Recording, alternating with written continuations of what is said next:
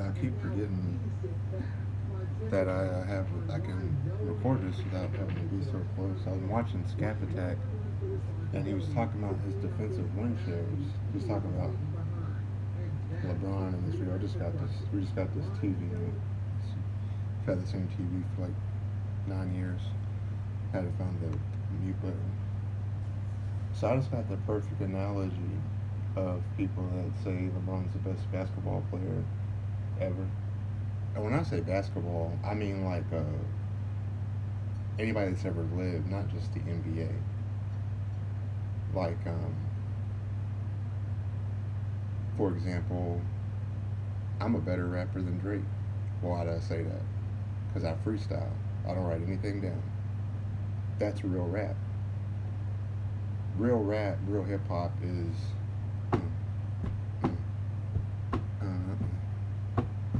or a cipher, like KRS-One type stuff. KRS-One is a better rapper than Drake will ever be.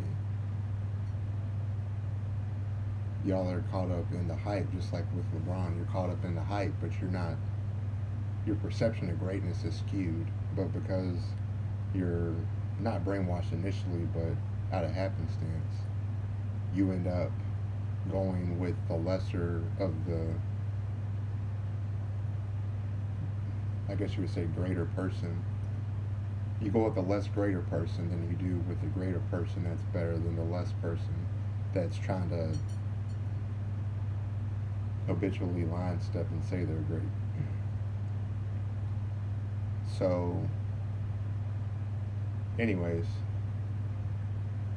the point is there's a lot of the greatest people, the best people out there, that God gives us talent. All our talent comes from God.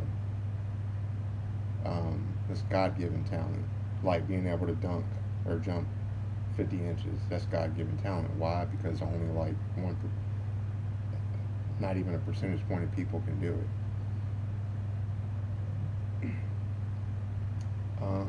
But they pretty much promote LeBron like he's John Wick or Neo or the Terminator from the very beginning, before he even got on an NBA court. Just think about how ludicrous that is. That's like you just getting married and you're like, yeah, we're going to be married forever. But you haven't even, you just got like engaged like yesterday. Like what? You're getting way ahead of yourself there. And we all know how that goes a lot of the times. The point is very few people can back it up. One that can is my uncle Muhammad Ali, my uncle-in-law. Uncle won the title in 65 at 21. Don't quote me on that. Give me a second, let me look. First title. And Sonny Liston. I'm sorry, it was 64, not 65. Okay. I was born in 89, by the way, people. So cut me a little bit of slack. But, how old was he? Oh, he was 22. Mike Tyson won it at 19. Mike Tyson wins heavyweight title.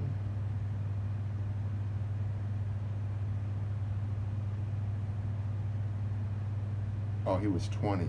Oh, wow. Hold on a second. ADHD. When did Brock Lesnar? Yeah, Brock Lesnar's the youngest WWE champion at 23. Randy Orton at 24. Oh, world champion. No, I don't mean that. The world heavyweight title is from WCW and NWA and the territories, but the WWF title.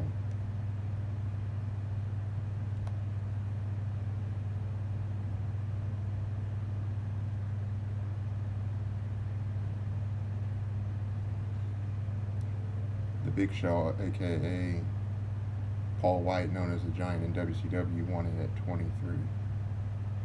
So that's below Orton. So the youngest WCW champion, again, that's for the territories. more or less. That's not the WWF belt. And since it's called WWE, it used to be called WWF. I put him as WWE champion. It's giving me the World Heavyweight title, not the actual WWF champion. Oh, WWE.com. Okay, we're not talking about that kid. That's ridiculous. We're talking about real. Well, I guess he did really win it, but that's not. I'm not talking. I'm talking about the world champion. I'm just proving a point here. Okay, he's got all these stupid titles in here. Anyways, I think Brock Lesnar wanted it. Brock Lesnar wins WWF title against Kurt Angle. Or no. Big Show. He won against Big Show, I think. No, he beat The Rock. Okay. Oh, Brock was 25. Okay. And now we can go that and then put Brock Lesnar wins UFC title. I'm making a point here. How old was he? He won in 2008.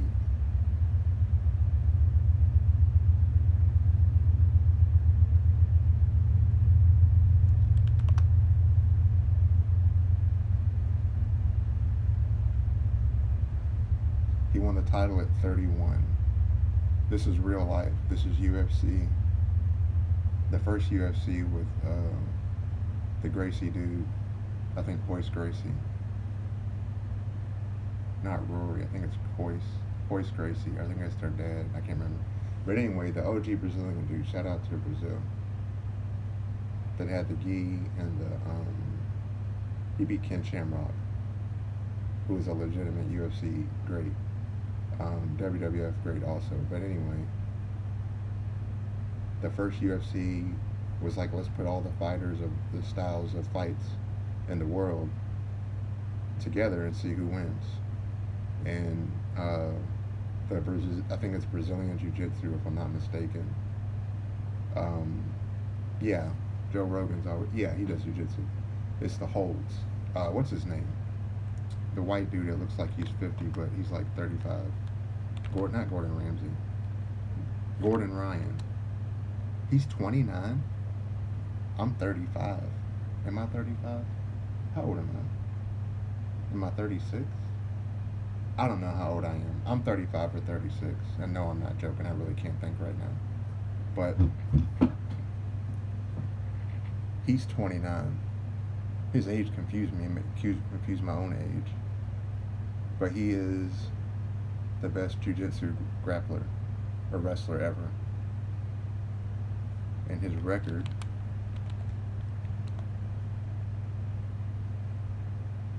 (97 wins, 5 draws). No, 97 wins, 5 losses, and 3 draws. 130 wins by submission. How's he have 97 wins, but they're by submission? I don't know. He's 97 wins, 5 losses, and 3 draws. And he is 29.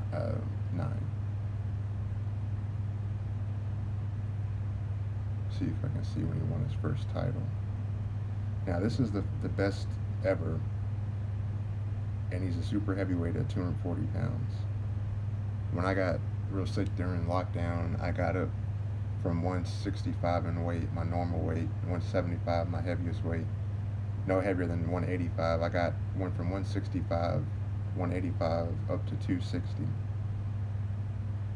So I know that 240 pounds is a lot of weight to throw around. Because when you've been skinny your whole life with Crohn's and all that, you can know the difference when you get fat and when you're coming back down. It was just out of illness. It wasn't like I was eating too many Cheetos or something.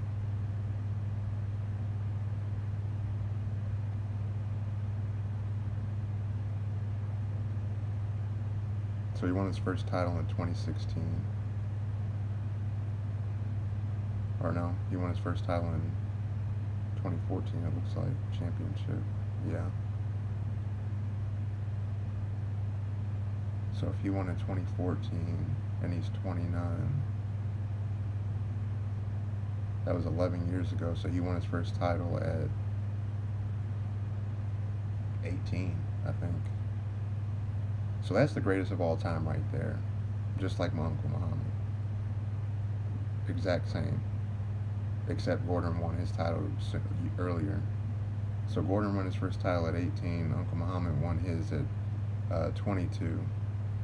Mike Tyson won his at 20. And then Brock Lesnar won at 25 the WWF title from The Rock. And then 6 years later, at 31, he won a real fighting championship from the UFC, which is the hardest mixed martial arts contest. And then there's Pride, and then there's one championship. And there's some other ones I can't think of. So the point is, this to be truly considered the great, you got to get off to a great start. But you got to back up what you're saying. Matter of fact, somebody, and whenever I make these videos, I'm not being funny. If I'm being funny, I'll tell you, but I'm being serious. Somebody sent me some videos of LeBron talking some trash about what he's going to do in a game, and then show me where he backs it up. And no, I don't mean celebrating the NBA title, because anybody can do that. That's a given. I mean, like, if he's got an issue with somebody, or somebody said something, or whatever, send that to me, because I honestly can't think of a single time. I can't think of nothing, and I'm a basketball historian. I can't point to one time. But Timmy said when we lost to the Heat in 2013, the next year, I think we just beat the Blazers, or the Thunder, I can't remember. But Timmy said we were disappointed in how we lost last year, how things went. We're glad that we got the Heat again in the finals, and we'll get it done this time. And look what happened. That's a real great. Losing the championship and coming back and winning the championship, and not only saying it that you're going to do it, but you do it. And even if you don't win, and you said you were gonna win, at least I know that your heart's in the right place. I know you love the game as much as I do, because that's what I would say if I was in your position. But see, the people that don't talk no stuff is because they ain't built like that. They're just a Madonna. They just want to be like Joffrey in Game of Thrones. That's what LeBron reminds me of, is Joffrey from Game of Thrones. You don't want to get no dirt on him, because he's the king and he's too pretty. He wants everybody to do his work for him, unless he absolutely has to get involved. I'm being a little facetious with that, obviously, but you get the point. But the point is, here's the point. And this is going to end this whole thing right here, right now. And I know people say that, but listen what I'm saying. Now I'm talking to the women. I'm talking to married women in particular. I hope a whole lot of if you're a married woman, share this video with your girlfriends that are married. If you're not married, I don't care about you, because it's not the same. Just listen what I'm saying. So back in the day, you were Caveman Bob and Caveman Jane, and you had, it's like built like Andre the Giant, and he protects the cave and the food and all that, right? So all he has to do is go out and get food and protect the cave. Just be on offering, or you could say be on offense. Actually going out and getting the ball, per se, right? So now that's his only goal, and he's been doing it. But then one day, somebody comes in, and for whatever reason, some outside goons come out, and they are threatening to steal your stuff, your food, and your donkey, and your goat milk, and your water, and your peaches, and your apples, and your cat, and the dog. And once they see your wife, they're going to take her too, or they're going to try. So what are you supposed to do at that point, Mr. Andre? You're supposed to go on defense, right? You're supposed to defend the cave, right? You're supposed to defend what you went on offense for to get. Or you could say you have a lead, you have a 20-point lead, and you went on offense to get up by 20 points. So you want to what? Defend your lead. Don't lose the lead. Don't lose the lead could be taken a lot of ways, but you get the point. So for whatever reason, you just let them walk right on in. You just sit there and just look at them, take everything, and then your wife's like, "Oh well, I guess this is how it is. I'll send you the divorce papers in the snail mail, like a literal snail with some mail." But the point is, that's what LeBron does. He is basically the equivalent of a caveman that does all the hunting, all the stuff, everything you're supposed to do on offense or on offering or providing, right, for the team. The team would be you and your wife and the cave, you know, and the cat and the dog. I'm not going to include children, that'd be complicating it too much. But, and I don't think YouTube would like that if I was talking about what happened with the wife with them anyway, so it's probably better I didn't say that. But you get the point. So, the point is, what's the point in going on all them offering runs to let Negan just come in and take all your stuff? See, a real leader like Rick Grimes is not going to let anybody debo him like that. And I'm not talking about when Negan first came out, because there's nothing they can do. They still, but aside from that, but you get the point. Rick's not no punk. You know what I mean? He stood on business and he lost people, but they came out on the other end. But as a leader, you gotta know you're gonna take losses and make tough decisions. But when you do that, you don't put the blame on somebody else. See, that's what you don't do. That's what LeBron does. Puts the blame on other people. So, what is the point of going on to do all those things to provide, to just let somebody walk right in and take all your stuff? There is no point. You're absolutely useless is the point. That's the point. You play the game to win. That's the point of playing any game, is to win. Any game you see me play, I'm doing the very best I can to win. Improving. Y'all never hear me complaining to like writing a publisher or something like, I can't play the game because it's too hard. No game is too hard. You just got to get better. Sometimes you can do it on your own, and sometimes you need a coach or another person that plays and shows you what you're doing wrong. Just like shooting the ball. But and the point that I was making was, he was talking about LeBron's defensive win shares. And that's when it dawned upon me. And I was like, wow. Now, he goes into the detail. He basically points out that LeBron's useless on defense for like the past 10 years.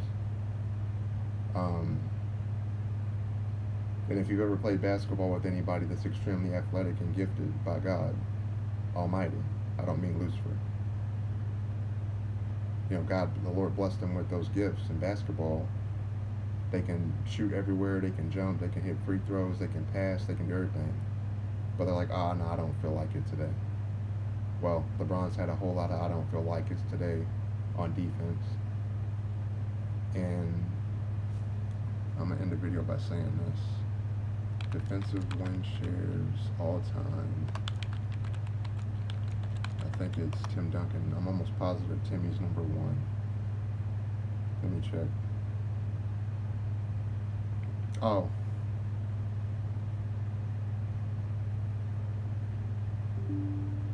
Damn. The NBA and AB merger, and this Bill Russell and Timmy. Bill Russell is obviously number 1. 133 defensive win shares. Tim Duncan, my Spurs. 100. He has he's number 2 all time defensive win shares.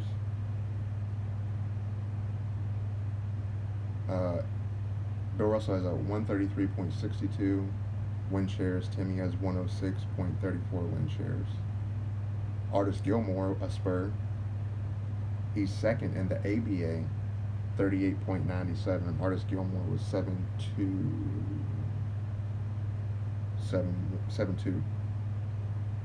like 260 pounds, I think.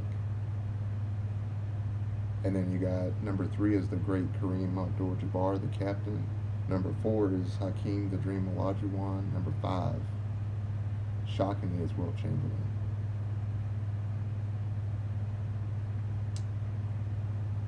Well, I guess since I mentioned him, I would just say LeBron is on here number 9. He's got 83.60.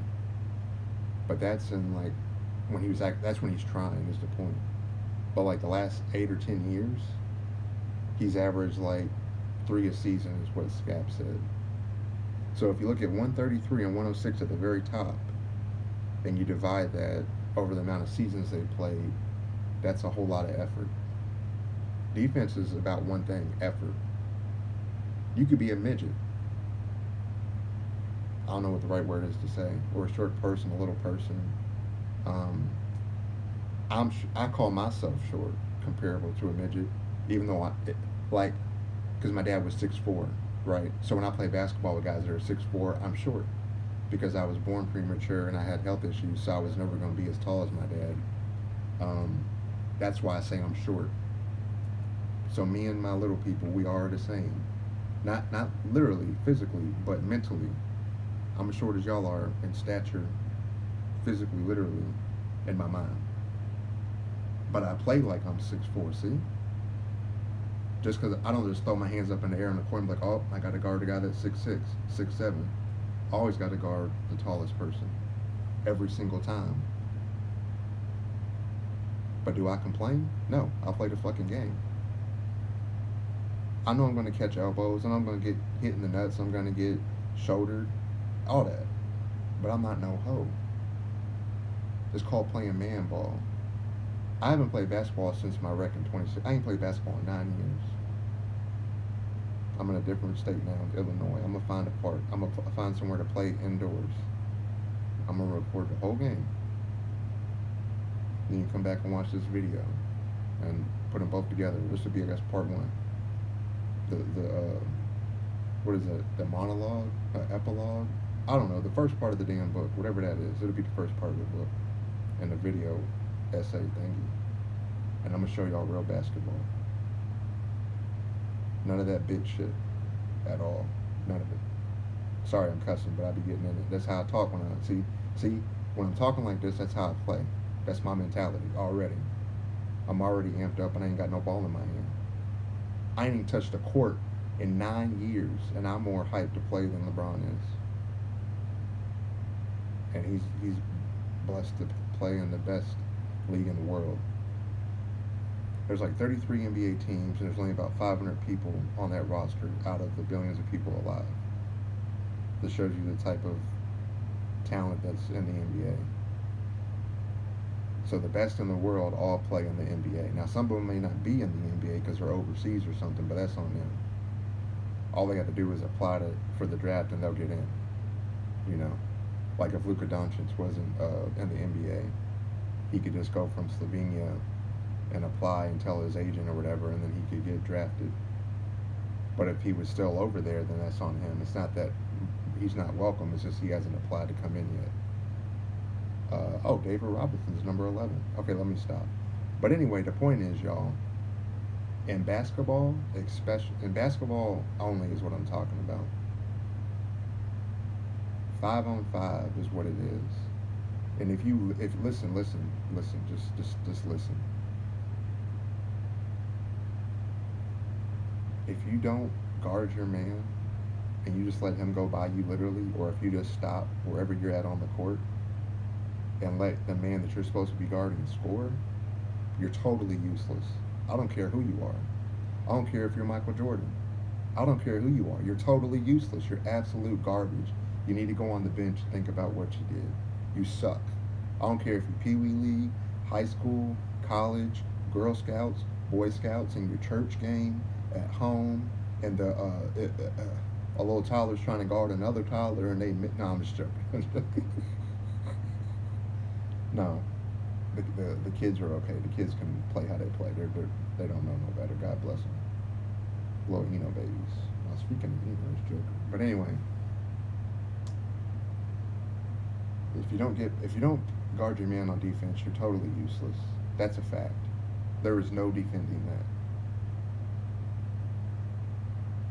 For you, those of y'all that like LeBron, ask yourself this: if it was the last 10 seconds of the game, and LeBron does what he does now, which is nothing, and just stands there, or cries and complains, and lets the guy score, and y'all lose the NBA championship because LeBron just stood there and did absolutely nothing. Let it be 4-5, and the guy gets the obvious open layup, and y'all lose. Is that still your best player? Is that still your man's? Let me know. Because, see, look, if y'all gonna leave me a comment, leave it with some sense. Don't say no foolishness.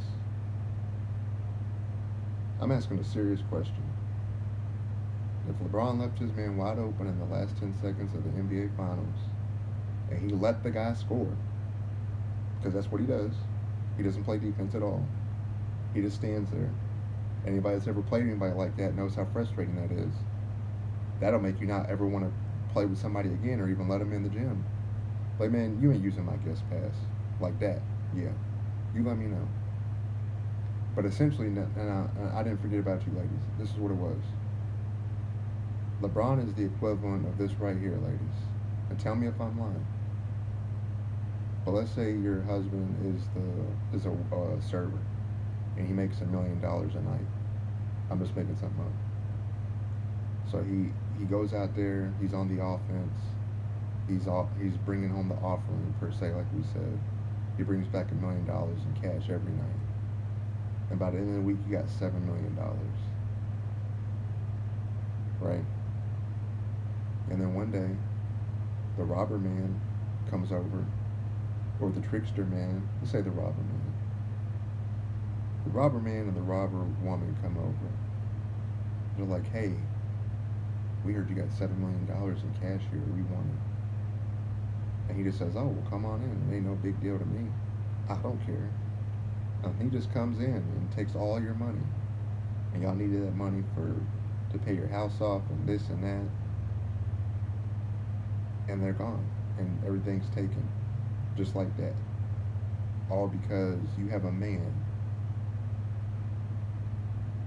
that refuses to play defense. Let me know what you think, ladies. Tell me if I'm lying.